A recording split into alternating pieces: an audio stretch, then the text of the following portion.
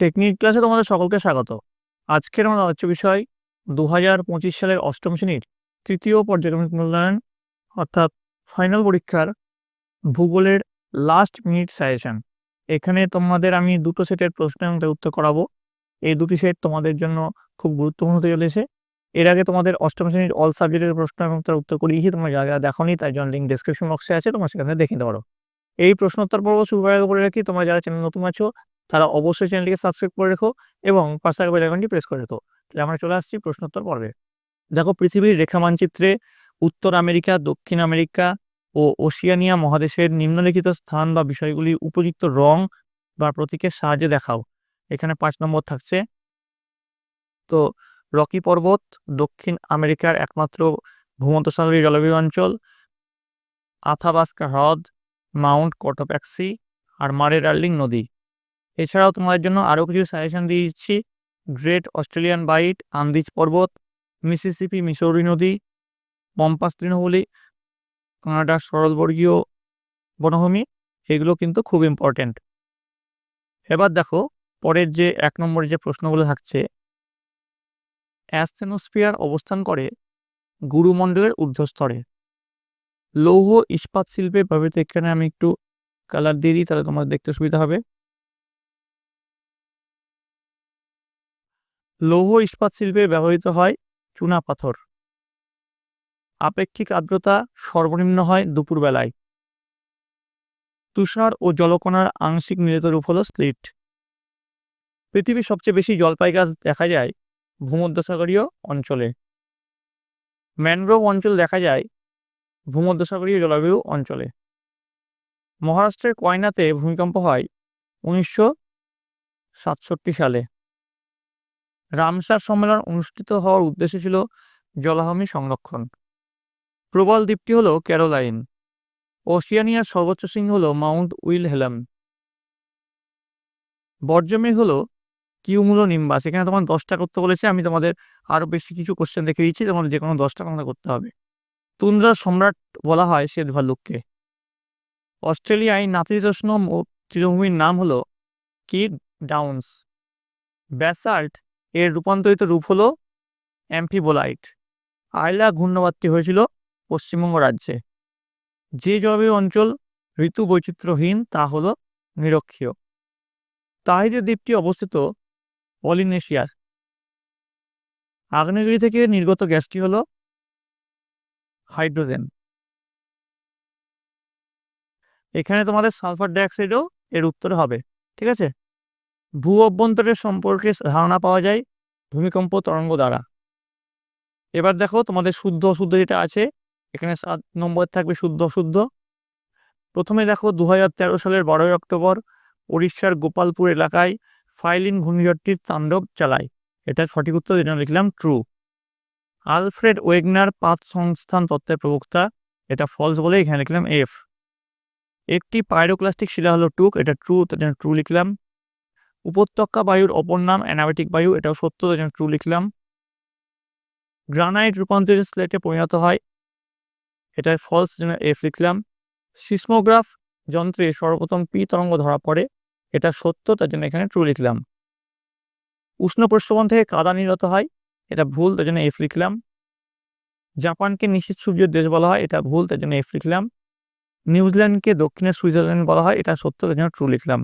দেখো এখানে তোমাদের কিন্তু 7টা প্রশ্ন করতে বলেছে, আমি তোমাদের 9টা প্রশ্ন দেখিয়ে দিলাম। এবার শূন্যস্থান পূরণ করো। গিজার শব্দের অর্থ গর্জন করা। রিক্টার স্কেলের মান 0 থেকে 10। ক্যারিবিয়ান সাগরে সৃষ্ট ঘূর্ণবাদটিকে হ্যারিকেন বলে। জাপানের ফুজিয়ামা একটি সুপ্ত আগ্নেয়গিরি। জলীয় বাষ্পের জলকণায় পরিণত হওয়ার প্রক্রিয়াকে ঘনীভবন বলে। আলাস্কা হাইওয়ে তুন্দ্রা অঞ্চলকে অন্যান্য অঞ্চলের সঙ্গে যুক্ত করেছে। হু এর সদর দপ্তর জেনেভাতে। হু এর ফুল ফর্ম কি তোমরা যদি জেনে থাকো অবশ্যই কমেন্ট বক্সে লিখে জানাবে। লেমান বিযুক্তি রেখার অপর নাম হলো বোলান বিযুক্তি রেখা। এবার দেখো চলে আসছে 3-এর দাগের প্রশ্ন, 3 সি। এখানে 5টা প্রশ্ন করতে বলেছে, 5 একে 5। বাম দিকের সঙ্গে ডান দিক মিলাতে বলেছে।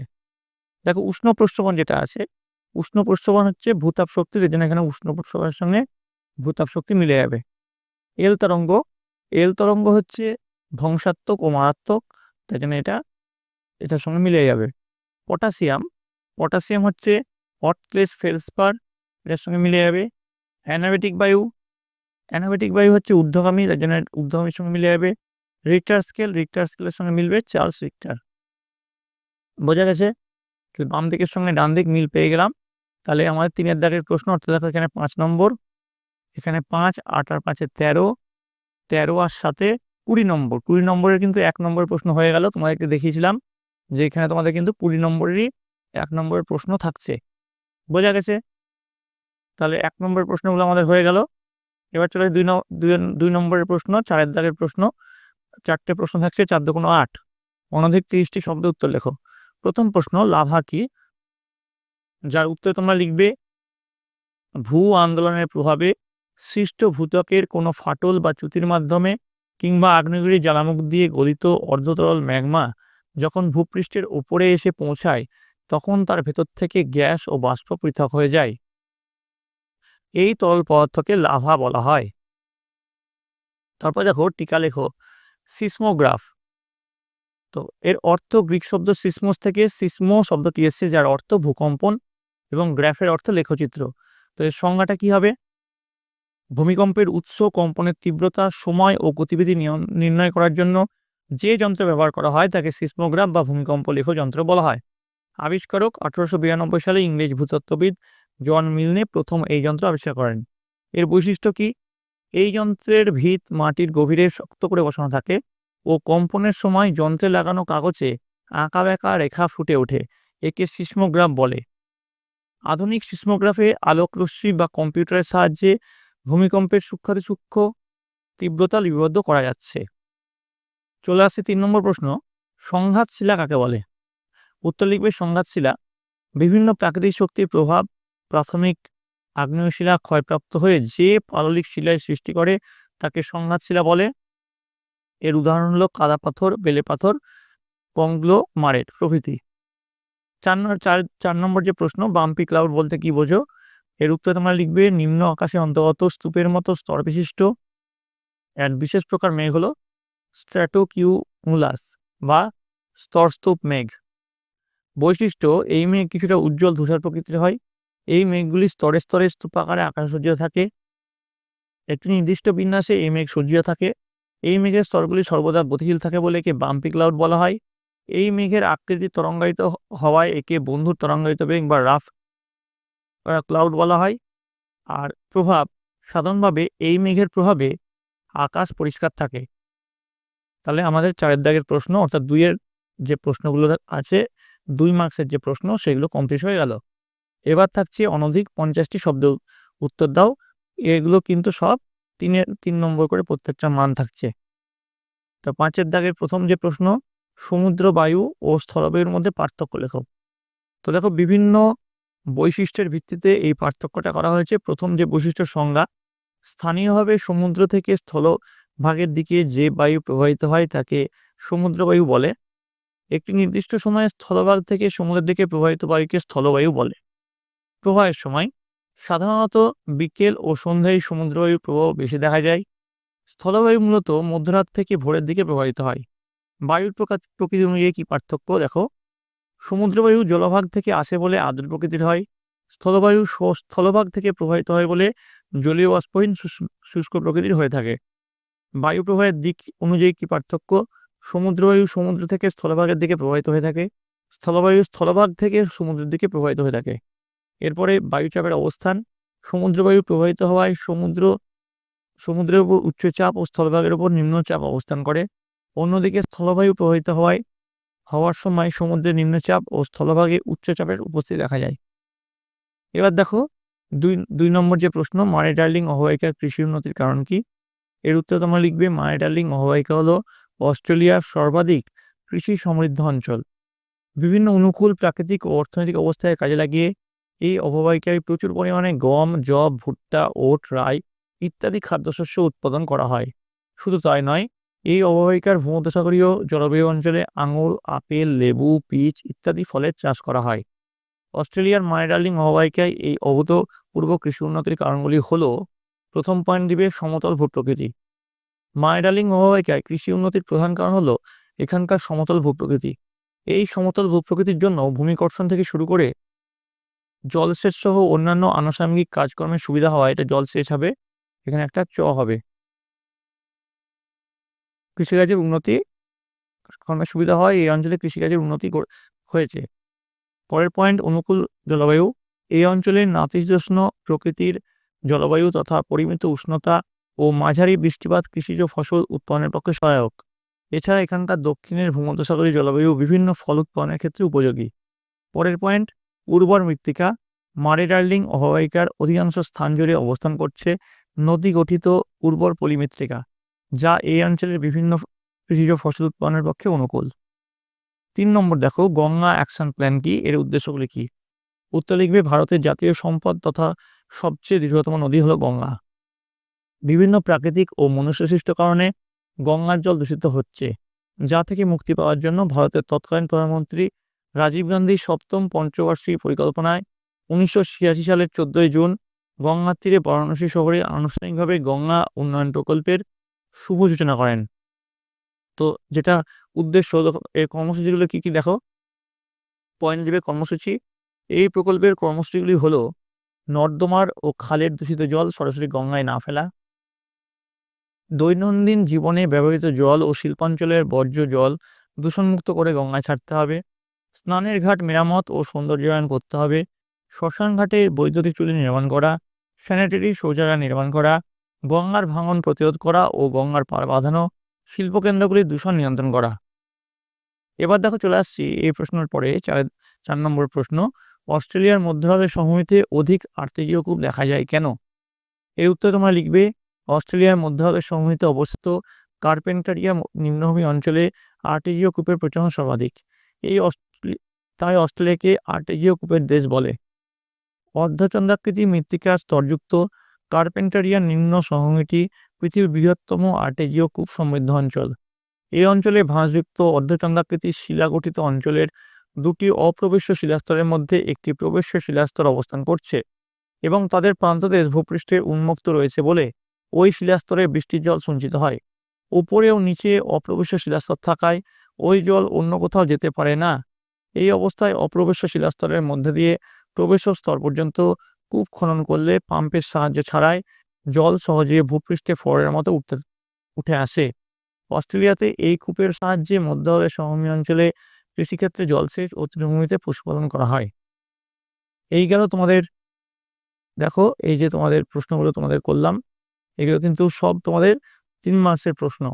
তো 3 মার্কসে আরো কিছু প্রশ্ন তোমাদের জন্য সাজেশন দিয়ে দিচ্ছি, তোমরা দেখে নাও। টেমস নদী সারা বছর সুনাব্য কেন? লন্ডন অববাহিকা অত্যন্ত ঘনবসতিপূর্ণ কেন? পৃথিবীর সব জায়গায় বায়ুচাপের পরিমাণ সমান নয়, ব্যাখ্যা করো। মাটি দূষণে প্লাস্টিকের ক্ষতিকারক প্রভাব আলোচনা করো। পার্থক্য লেখো আই ও ভি আকৃতির উপত্যকা। আশা করি এইসব প্রশ্নগুলো করলে কিন্তু তোমাদের পরীক্ষায় কমন পাওয়ার চান্স অনেকটাই বেড়ে যাবে। এবার দেখো, অনধিক 80টি শব্দের মধ্যে নিচের প্রশ্নগুলো উত্তর দাও। এটার মার্কস কিন্তু আছে, প্রত্যেকটা প্রশ্নের মান আছে 5 করে। দেখো প্রথম প্রশ্ন, আগে একটা জিনিস দেখে নাও, তোমাদের যে 5-এর দাগের যে প্রশ্নগুলো আছে সেখানে কিন্তু জলবায়ু অঞ্চল থেকে একটা আসবে, মানুষের কার্যাবলী ও পরিবেশের অবনমন থেকে একটা আসবে, উত্তর আমেরিকা থেকে একটা আসবে। এখানে কিন্তু 3টে 5 নম্বর প্রশ্ন তোমাদের আসছে। এবার দেখো প্রথম যে প্রশ্ন, বায়ুচাপ বলয়গুলির অবস্থান পরিবর্তন 2 গোলার্ধের 30 ডিগ্রি থেকে 40 ডিগ্রি অক্ষরেখার মাঝের স্থানগুলি জলবায়ুর উপর বিশেষ প্রভাব ফেলে। উপযুক্ত উদাহরণ সহ বিষয়টি ব্যাখ্যা করো। এর উত্তরে তোমরা লিখবে, বায়ুচাপ বলয়গুলি নিয়মিত অবস্থান পরিবর্তন ঘটে। এই অবস্থান পরিবর্তন 2 গোলার্ধের 30 ডিগ্রি থেকে 40 ডিগ্রি অক্ষরেখার মাঝের স্থানগুলির জলবায়ুর উপর বিশেষভাবে প্রভাব লক্ষ্য করা যায়। এই অঞ্চলগুলোতে গ্রীষ্মকালে আয়নবায়ু এবং শীতকালে পশ্চিম বায়ুর দ্বারা প্রভাবিত হয়।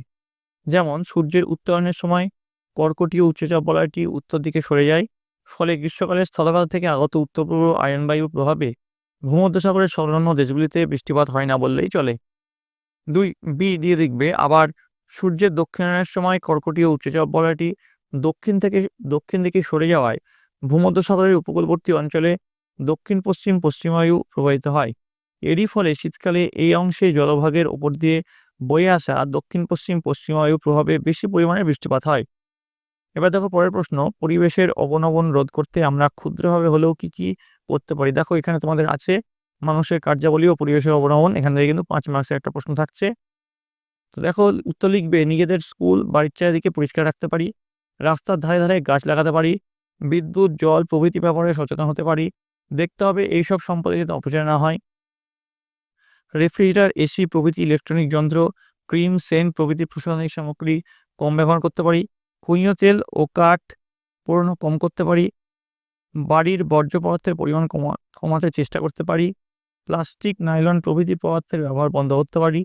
মাঝে মধ্যে স্কুল, নিজের এলাকায় পরিবেশ সচেতনতামূলক বিতর্ক, আলোচনা সভা, মিছিলের আয়োজন করে মানুষের সচেতনতা বাড়াবার চেষ্টা করতে পারি। এবার দেখো পরবর্তী প্রশ্ন, তোমাদের দেখো এখানে উত্তর আমেরিকা থেকেও কিন্তু একটা 5 নম্বর প্রশ্ন আসছে। তো সেখান থেকে কি প্রশ্ন দেখো, উত্তর আমেরিকা মহাদেশের মধ্যভাগের সমভূমি অঞ্চলের বিবরণ দাও। তো মধ্যভাগের সমভূমি পয়েন্ট দিয়ে লিখবে, এই সমভূমি একটি বৃহৎ সমভূমি বা গ্রেট প্লেন নামে পরিচিত, কারণ পশ্চিমে পার্বত্য অঞ্চল ও পূর্বভাগের উচ্চভূমি অঞ্চলের মাঝখানে উত্তরে সুমেরু থেকে দক্ষিণে মেক্সিকো উপসাগর পর্যন্ত এক বিশাল অঞ্চল জুড়ে এটি অবস্থান করছে। এখানকার উল্লেখযোগ্য নদীগুলি হলো Mackenzie, Saint Lawrence, Mississippi, Missouri প্রভৃতি। এখানে প্রচুর মালভূমি, টিলা ও নিম্ন মালভূমি রয়েছে। সব মিলিয়ে এই অঞ্চলটিকে তরঙ্গায়িত বলা যায়। এই সমভূমির উত্তর দিকে হাডসন উপসাগরকে বেষ্টন করে কানাডিয়ান শিল্ড অবস্থান করছে। দীর্ঘদিন ধরে হিমবাহের ক্ষয়কার্য চলার ফলে এই অঞ্চলটি সমভূমিতে পরিণত হয়েছে। এটি পৃথিবীর প্রাচীনতম ভূখণ্ডের অংশবিশেষ। এখানে উল্লেখযোগ্য হ্রদগুলি হল উইনপেগ, ছোট বিয়ার, আথাবাস্কা, গ্রেট স্লেভ ইত্যাদি। এখানে হিমবাহের ক্ষয়কার্যের ফলে 5টি বৃহৎ হ্রদের সৃষ্টি হয়েছে। এগুলি হলো সুপিরিয়র, মিচিগান, হুরন, ইরি ও অন্টারিও। এই 5টি হ্রদকে একত্রে পঞ্চহ্রদও বলা হয়। তো তোমাদের কিন্তু এই 3টে তোমাদের 5 নম্বর প্রশ্ন থাকলো। তোমাদের সুবিধার জন্য আরও কিছু 5 নম্বর প্রশ্ন দিয়ে দেওয়া হলো। এগুলো কিন্তু খুব ইম্পর্টেন্ট। দক্ষিণবঙ্গের মানুষ দক্ষিণের বারান্দা বা জানলাযুক্ত বাড়ি বেশি পছন্দ করেন কেন? তো এই প্রশ্নটা তোমাদের কিন্তু দেওয়া হয়েছে জলবায়ু থেকে। তারপরে যে প্রশ্ন, উদাহরণ দিয়ে পরিবেশ দূষণ আর পরিবেশ অবনমনের পার্থক্য বুঝিয়ে দাও। তারপরে মারিটাইলিং অববাহিকায় পশুপালন, পশু নির্ভর শিল্প উৎপাদনের সমৃদ্ধির কারণ আলোচনা করো। উত্তর আমেরিকার হ্রদ অঞ্চলের প্রাকৃতিক পরিবেশ কিভাবে শিল্পোন্নতিতে সাহায্য করছে তা আলোচনা করো। তো এই প্রশ্নগুলি কিন্তু তোমাদের জন্য খুব ইম্পর্টেন্ট। কি আসতে পারে? প্রথমে বলছে পৃথিবীর রেখা মানচিত্রে উপযুক্ত চিহ্ন ও সংকেত সহ চিহ্নিত করো। অর্থাৎ তোমাদেরকে একটা পৃথিবীর ম্যাপ দিয়ে দিবে, সেখানে তোমাদেরকে ম্যাপ পয়েন্টিং করতে হবে।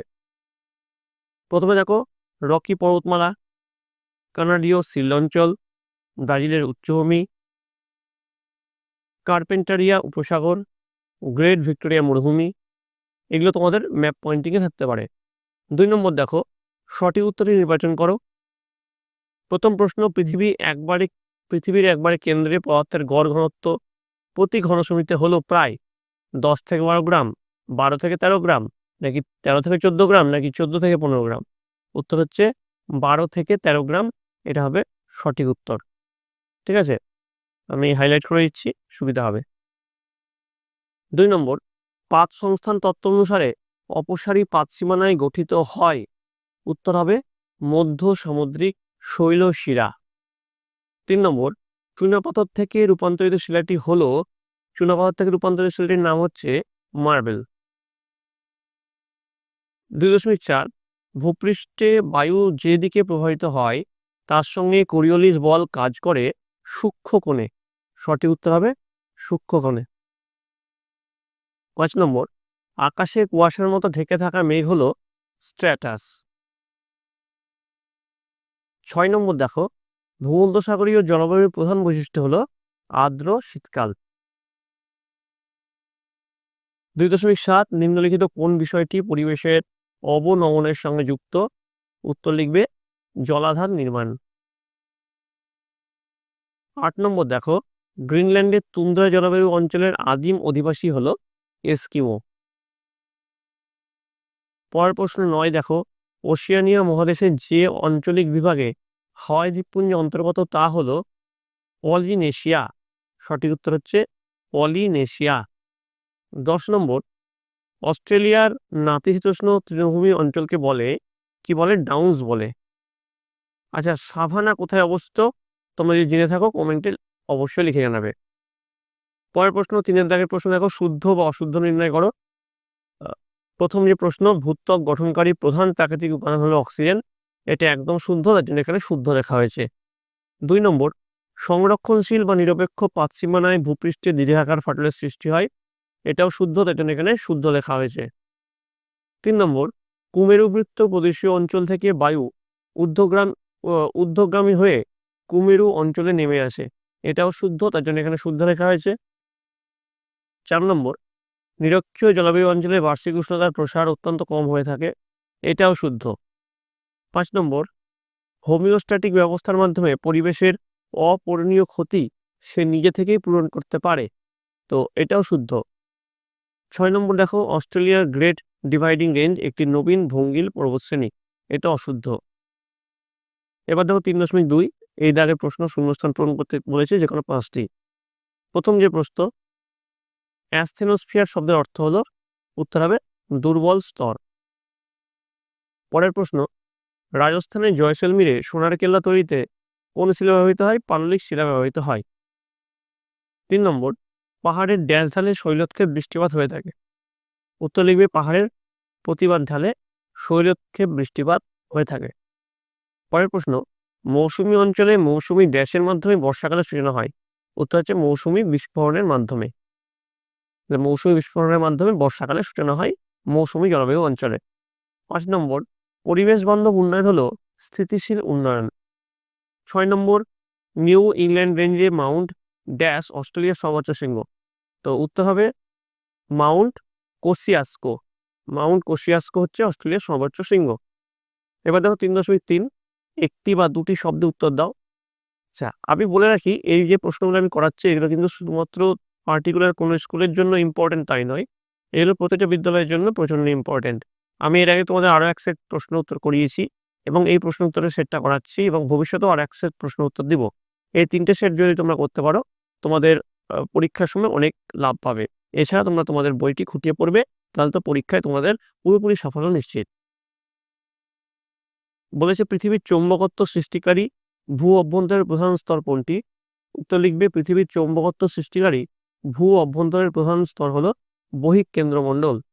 2 নম্বর, আন্তঃক্রান্তীয় অভিসরণ অঞ্চল বা ITCZ কাকে বলে? উত্তর লিখবে নিরক্ষীয় নিম্নচাপ বলয়ে 5 ডিগ্রি উত্তর থেকে 5 ডিগ্রি দক্ষিণ অক্ষাংশের মধ্যে উত্তর পূর্ব আয়নবায়ু ও দক্ষিণ পূর্ব আয়নবায়ু মিলিত হয়, তাই এই অঞ্চলকে ITCZ বলে।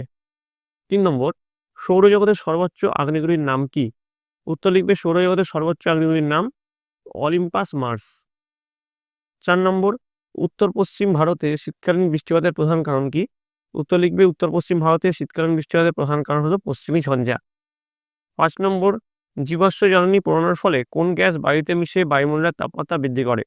উত্তর লিখবে জীবাশ্ম জ্বালানি পোড়ানোর ফলে কার্বন ডাইঅক্সাইড গ্যাস বায়ুতে মিশে বায়ুমণ্ডলের তাপমাত্রা বৃদ্ধি করে। তারপরে দেখো 6 নম্বর, নিউজিল্যান্ডের উপকূল বরাবর গড়ে ওঠা বিখ্যাত সমভূমির নাম কি? উত্তর লিখবে নিউজিল্যান্ডের উপকূল বরাবর গড়ে ওঠা বিখ্যাত সমভূমির নাম হলো ক্যান্টারবেরি সমভূমি। এবার দেখো বলেছে বাম স্তম্ভের সঙ্গে ডান স্তম্ভ মেলাও। আগে দেখে নিই বাম স্তম্ভে কি আছে। বাম স্তম্ভে আছে সেল, রূপর শহর, আর্থ সামিট, ভূমধ্যসাগরীয় জলবায়ু, বজ্রমেঘ। আর ডান স্তম্ভে আছে ব্রাজিল, জলপাই, ফিলাইট, কিউমুলোনিম্বাস, ব্রোকেন হিল। তো এবার যে এটার মিল করে আমরা কি পাবো দেখে নাও। সেল, ফিলাইট, রূপর শহর, ব্রোকেন হিল, আর্থ সামিট, ব্রাজিল, ভূমধ্যসাগরীয় জলবায়ু, জলপাই, বজ্রমেঘ, কিউমুলোনিম্বাস। তারপর দেখো নিচের প্রশ্নগুলির উত্তর দাও। 2 × 4 = 8 আছে। 22 ব্যালট সূত্র কি? প্রশ্নগুলো কিন্তু খুব ইম্পর্টেন্ট। অথবা ম্যাকারেল আকাশ কাকে বলে? এই প্রশ্নের উত্তরগুলো যেহেতু তোমরা তোমাদের বইয়ে পেয়ে যাবে, তার জন্য ভিডিওটা যেহেতু বড় হয়ে যাচ্ছে, আমি তার জন্য এই উত্তরগুলো আর এই ভিডিওর মধ্যে আনলাম না। যদি তোমার দরকার হয় তোমরা কমেন্টে জানাবে, আমি তোমাদের জন্য এই উত্তরগুলো নিয়ে আসবো। 2 নম্বর, নিরক্ষীয় অঞ্চলের রাত্রি ক্রান্তীয় শীতকাল নামে পরিচিত কেন? অথবা ইগলু ও টিউপিক কি? 3 নম্বর, পরিবেশের অবনমন কাকে বলে? অথবা চিপকো আন্দোলন কি? 4 নম্বর, আর্টিজিও কূপ কাকে বলে? অথবা জ্যাকোস কি? এবার দেখো 5 দাগের প্রশ্ন, নিচের প্রশ্নগুলির উত্তর দাও। 3 × 4 = 12। প্রথম প্রশ্ন, ম্যাগমা ও লাভা কি? অথবা ভূকম্পের কেন্দ্র ও উপকেন্দ্র বলতে কি বোঝো? 2 নম্বর, শিলা থেকে মাটির সৃষ্টি হয় কিভাবে? অথবা অ্যানাবেটিক বা ক্যাটাবেটিক বায়ু বলতে কি বোঝো? 5.3 পরিবেশের অবনমনের কারণগুলি লেখো অথবা ভূমধ্যসাগরীয় জলবায়ুর বৈশিষ্ট্য সংক্ষেপে বর্ণনা করো। 4 নম্বর, পৃথিবীর বৃহত্তম প্রবাল প্রাচীর সম্পর্কে সংক্ষিপ্ত টিকা লেখো অথবা অস্ট্রেলিয়ার পূর্বের উচ্চভূমির বর্ণনা দাও। এবার দেখো 6 দাগের প্রশ্ন, 5 গুণ 3 সমান 15। প্রথম প্রশ্ন, পৃথিবীর নিয়ত বায়ুপ্রবাহ সম্পর্কে আলোচনা করো অথবা ঘূর্ণ বৃষ্টিপাতের উৎপত্তি ও বৈশিষ্ট্য ব্যাখ্যা করো। 6.2 পরিবেশ অবনমনের নিয়ন্ত্রণের উপায়গুলি লেখো অথবা মৌসুমী জলবায়ুর বৈশিষ্ট্য আলোচনা করো। 6.3 নিউজিল্যান্ডের ভূপ্রকৃতির বিবরণ দাও অথবা অস্ট্রেলিয়ার মারিটার্লিং অববাহিকায় কৃষি ও পশুপালনের উন্নতির কারণগুলি লেখো। তো এই ছিল তোমাদের অষ্টম শ্রেণীর তৃতীয় পর্যায়ক্রমের দ্বিতীয় সেটের ভূগোলের প্রশ্ন এবং তার উত্তর। তোমাদের এর আগে সেট যেটা করেছি সেটাও ভালো করে দেখে নেবে। তোমাদের এরপরে আরও এক সেট প্রশ্ন উত্তর আমি নিয়ে আসবো ভূগোলের, এবং সবশেষে 3খান সেট প্রশ্ন উত্তর মিলে একটি অল সাবজেক্ট ভিডিও তৈরি করব। তার জন্য তোমাদের সকলকে এই চ্যানেলের সঙ্গে থাকতে হবে। ভিডিওটি যদি তোমাদের ভালো লেগে থাকে অবশ্যই একটি লাইক করবে, বন্ধুদের কাছে অনেক শেয়ার করবে। পরীক্ষা আসতে বেশি সময় নেই, তোমরা তোমাদের বইটি খুঁটিয়ে পড়ো। আশা করি তাহলে পরীক্ষায় তোমাদের সাফল্য নিশ্চিত। পরবর্তীতে আরও যেসব সাবজেক্টের ভিডিও আসছে তার জন্য তোমাদের কিন্তু সকলকে এই চ্যানেলের সঙ্গে যুক্ত থাকতে হবে। তাহলে ভিডিওটি এই পর্যন্ত থাকছে। সকলে ভালো থাকবে, সকলে সুস্থ থাকবে।